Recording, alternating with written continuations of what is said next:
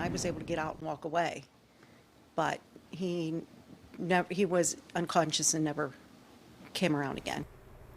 A man from Bethel Park is dead after a tree fell on top of his vehicle during last night's storms. His wife was in the passenger seat right next to him. And we have team coverage tonight of those storms. We begin with Amy Wadas, and she talked with that man's wife in an exclusive interview. Amy.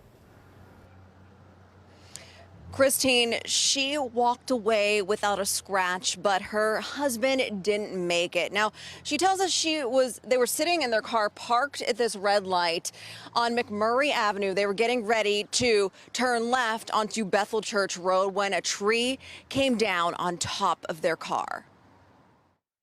He was anxious to get home because he's like, we should have turned around sooner. Vicky Stasenko says she and her husband, 64-year-old Steve Stasenko, were heading out to dinner but decided to turn around when severe storms started to roll through the area. Next thing I know, the tree, for some reason, whether it was weather related, somehow fell on the car. And the way, the angle, and him being so tall, because he's 6'5", it hit the driver's side different than my side. This is video employees at a nearby Sunoco gas station gave KDKA showing the tree come down. Vicky says her husband was rushed to the hospital, but doctors couldn't save him. Physically, he was pretty good. It was just the brain was just expanding and there was blood in the brain cavity. Vicky says Steve was planning to retire from his job at the Pittsburgh Post-Gazette this summer. She says he worked in receiving and production and was the president of the Mailers Union Local 22 for a long time.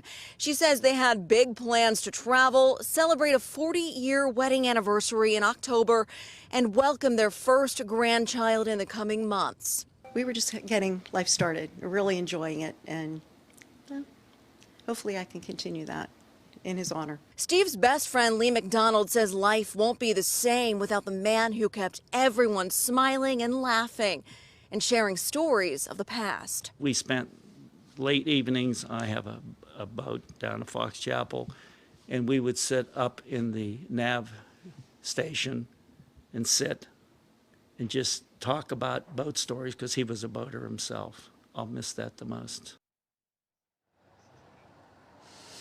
Now, the Pittsburgh Post-Gazette's president and general manager released a statement saying in part that they are deeply saddened by the loss of their longtime employee, Steven Stasenko Jr. They say he was a well-known presence at the press and the PG for nearly 47 years and say their hearts go out to his family, friends, and colleagues and will be missed.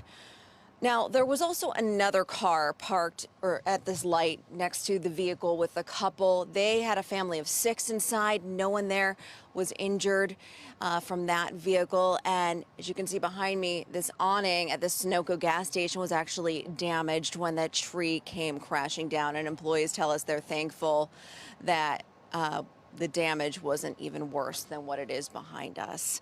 Reporting live in Upper St. Clair, Amy Wadas, KDKA News.